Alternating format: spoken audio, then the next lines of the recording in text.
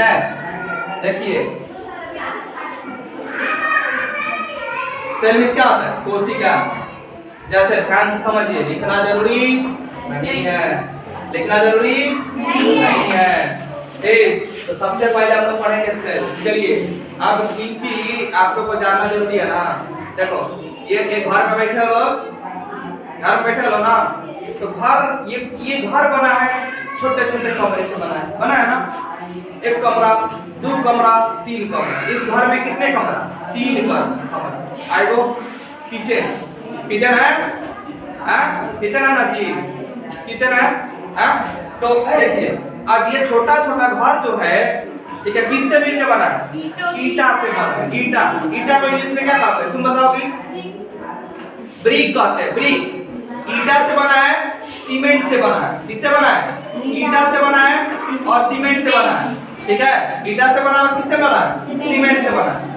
बात समझ में ना।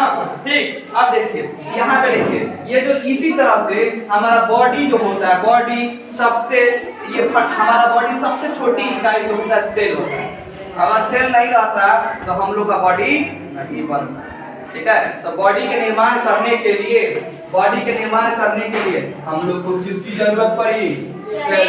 ठीक है, देखो सेल हुआ, सेल, ये सेल हो गया और कई सारे सेल को देखो पीदी सेल को एक जगह मिला दिया गया, एक जगह मिला दिया गया तो क्या बना, टिश्यू बना। क्या बना, टिश्यू बना।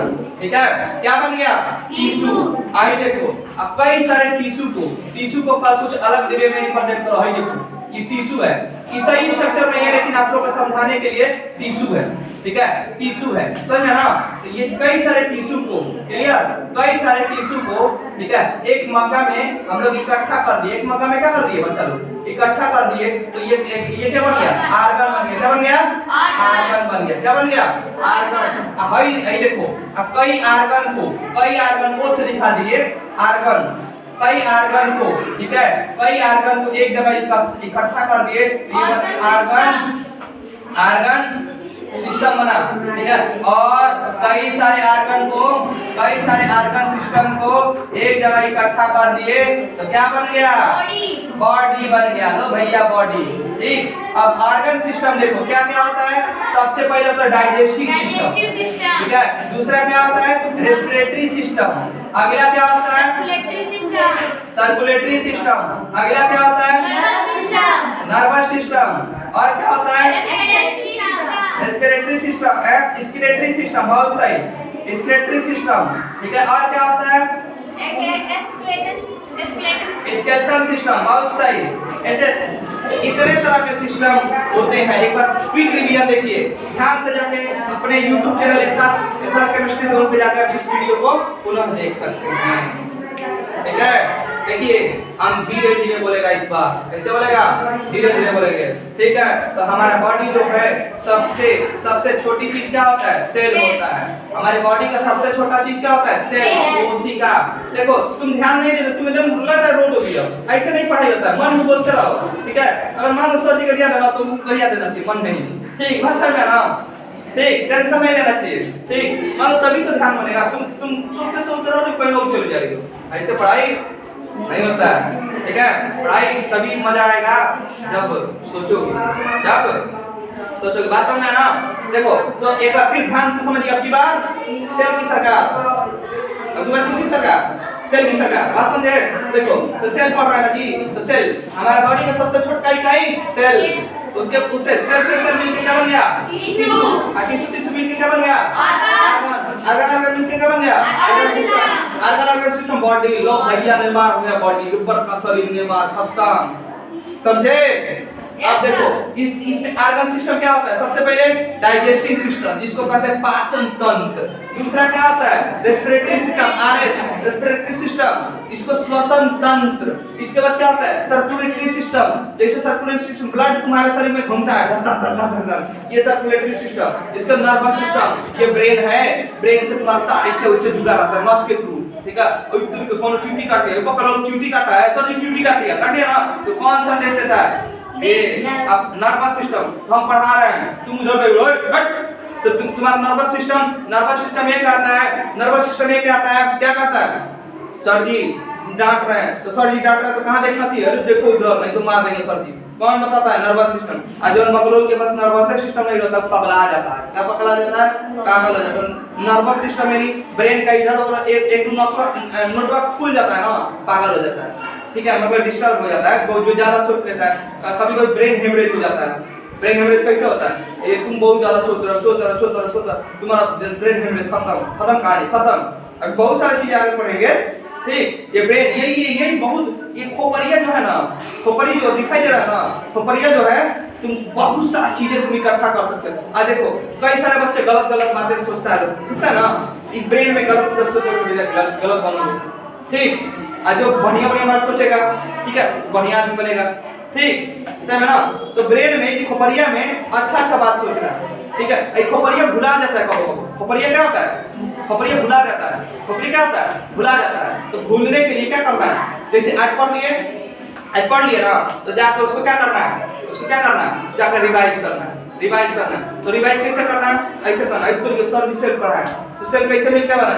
सेल जो होता है बॉडी का सबसे छोटी इकाई होता है। सेल जो होता है बॉडी का सबसे छोटी इकाई होता है। The smallest unit of a body that is called cell.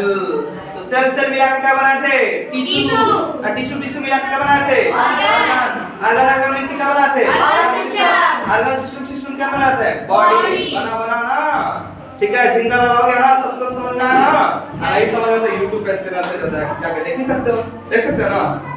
ठीक, चलिए ठीक है, तो इसको लिखना है तो लिख लीजिए, नहीं तो आगे बढ़िए।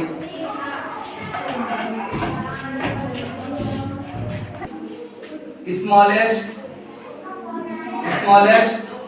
Unit of body that is called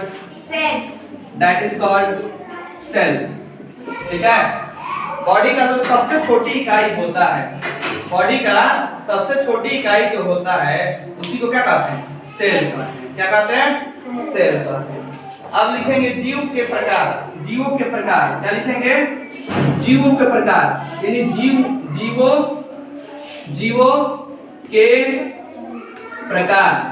जीवों के प्रकार। ठीक है, type of organisms. Type of हो जाएगा टाइप ऑफ ऑर्गेनिज्म होगा। Type of organism. ठीक, ऑर्गेनिज्म कितने प्रकार के होते हैं? ऑर्गेनिज्म जो होते हैं कितने प्रकार के होते हैं? ठीक है, समझ ना? ऑर्गेनिज्म की अगर हम बात कर रहे हैं तो ये देखिए, एक तुम्हारा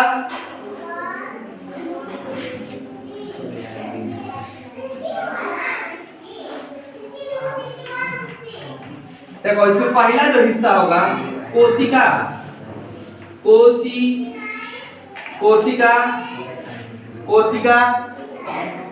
की संख्या के आधार पर, कोशिका के संख्या के आधार पर इसको लिखेंगे on the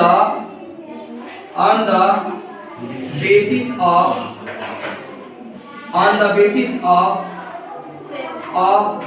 number of cells. ठीक है, यानी कोशिका की संख्या के आधार पर इसको दो भागों में।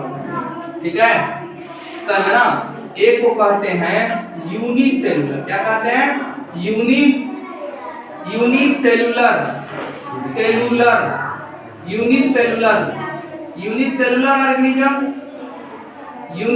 ऑर्गेनिज्म। ठीक है, जिसे हम लोग कहते हैं एक कोशिकीय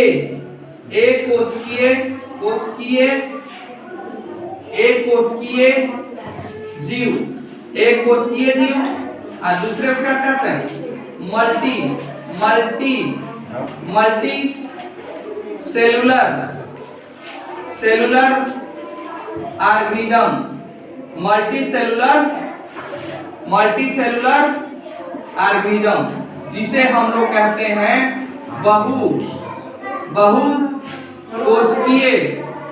कोशिकीय या बहुकोशिकीय।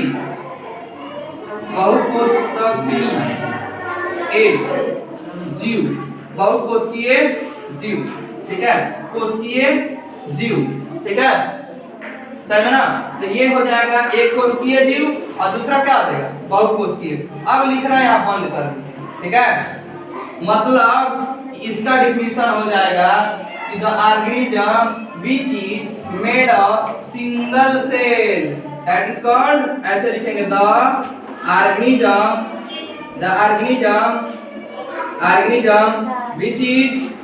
which is made of single cell, that is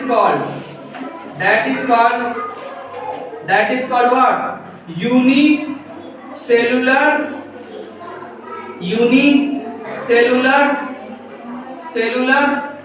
organism, उसे हम लोग क्या कहते हैं यूनिसेलुलर ऑर्गेनिज्म कहते हैं, ठीक है। अगर नहीं समझ में आया इसको देखिए किसी भी टॉपिक को तोड़ दीजिए, ठीक है।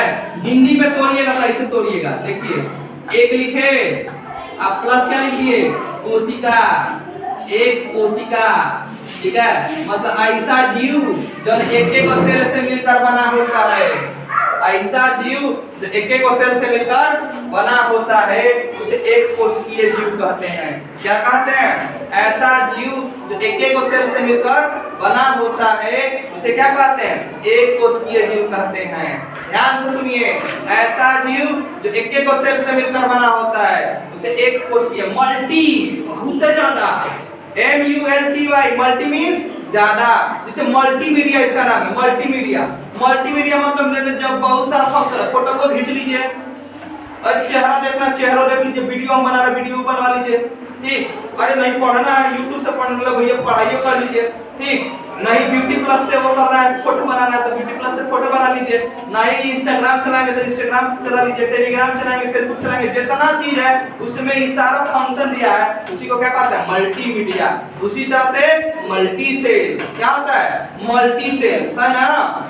क्लियर, है ना? तो मल्टी सेलुलर होता है और ये होता है यूनिसेलुलर होता है।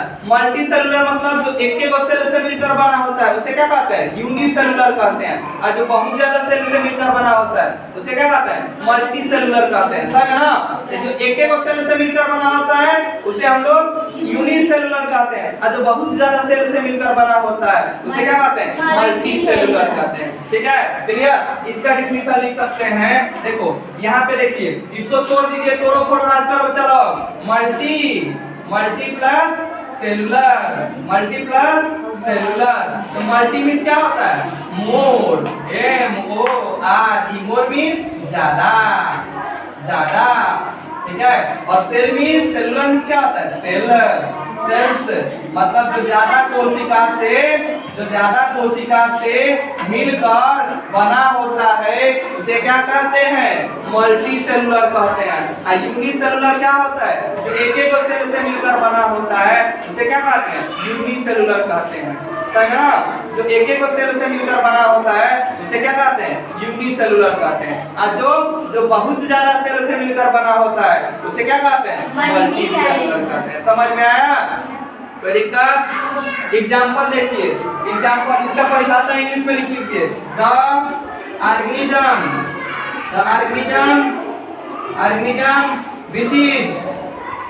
which is made of, ठीक है, more than two cells, that is called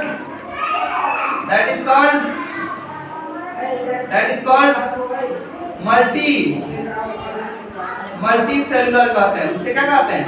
multi cellular कहते हैं, समझ ना? क्लियर। जैसे एग्जांपल देखिए, एग्जांपल ऑफ अमीबा क्या होता है? अमीबा, इसका पहला एग्जांपल लिख लेना है। ये क्या हो जाएगा? अमीबा। दूसरा क्या होता है? पैरामीशियम, ठीक है। इसके बाद ठीक है तुम्हारा बहुत सारा वायरस जो होता है एक ही को सेल से मिलकर बना होता है, मतलब नॉर्मली लिख सकते हैं अमीबा। क्या हो जाएगा? अमीबा। दूसरा क्या हो जाएगा? पैरामीशियम, ठीक है। अब ये इसका एग्जांपल हम लोग मल्टी सेलुलर ऑर्गेनिज्म है, जैसे ह्यूमन बॉडी, ठीक है। ये कुत्ता, ठीक है।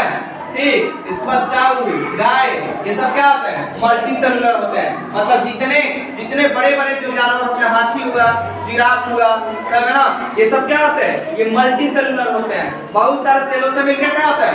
बने होते हैं। जो बहुत सारे सेलों से मिलकर बना होता है उसे क्या कहते हैं? मल्टी सेलुलर कहते हैं। और एक एक सेल से मिलकर बना होता है उसे क्या कहते हैं? यूनिसेलुलर कहते हैं। समझ में ना? जो एक एक सेल से मिलकर बना होता है उसे यूनिसेलुलर कहते हैं, और जो बहुत ज्यादा सेल से मिलकर बना होता है उसे क्या कहते हैं? मल्टी सेलुलर कहते हैं। बात समझ में आया? कोई दिक्कत? चलिए लिख लीजिए।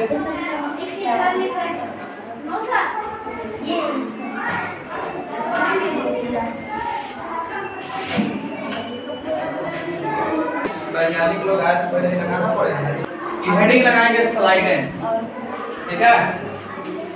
स्लाइडेन, स्लाइडेन ने क्या कहा, ठीक है? स्लाइडेन ने क्या बताया, और स्लाइडेन कौन थे?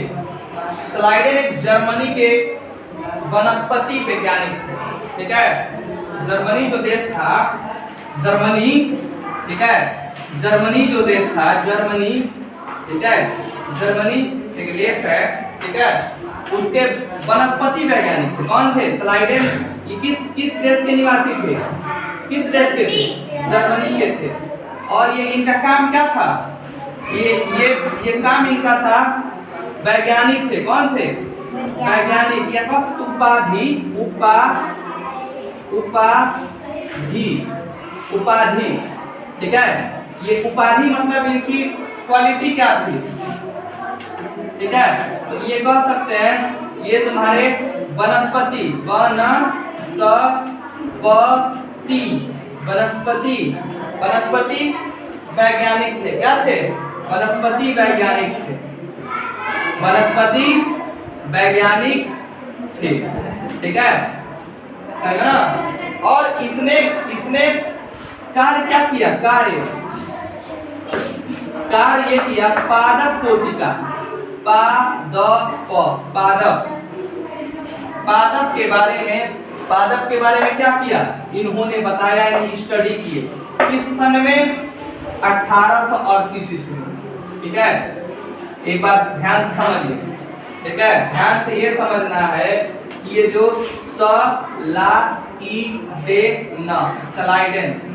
स्लाइडेन इज अ साइंटिस्ट, ठीक है? स्लाइडेन इज अ, ठीक है, botany scientist, you can say that, ठीक है? बॉटनी के बारे में स्टडी किए थे, बॉटनी के बारे में बताए थे। यानी सेल खोज हो गया। सबसे पहले इन्होंने ये बताया कि ये पेड़ पौधे हैं, ठीक है? तो स्लाइडेन ही एक जर्मनी के वैज्ञानिक थे जो बॉटनी से संबंधित चीजों के बारे में बताए, ठीक है? बॉटनी में क्या होता है? पादप। यानी ये कह सकते हैं कि यही वैज्ञानिक जो थे, ठीक है, स्टडी किए थे किस चीज का? प्लांट के बारे में स्टडी किए थे, ठीक है? प्लांट्स में क्या होता है? बॉटनी में क्या होता है? वनस्पति विज्ञान। यानी जो पेड़ पौधों के बारे में जो अध्ययन किए थे वो तुम्हारे स्लाइडेन नामक एक वैज्ञानिक थे। कौन थे? स्लाइडेन नामक वैज्ञानिक। ध्यान से समझिए, स्लाइडेन नामक वैज्ञानिक एक जर्मनी के महान वैज्ञानिक थे। जर्मनी के क्या थे? महान वैज्ञानिक थे, जिन्होंने प्लांट के बारे में क्या किया था? स्टडी किया था। क्या किया था? प्लांट के बारे में स्टडी किया था। बात समझ में है ना? ठीक है? और ये कब किए थे? 1838 ईस्वी में। कब किए थे? 1838 ईस्वी में। बात समझ में है ना? ये तुम्हारा ये कॉन्सेप्ट हो गया, ठीक? अब कुछ देर बाद हम लोग पढ़ेंगे, ब्रेक लेते हैं, कुछ देर के बाद फिर मिलते हैं।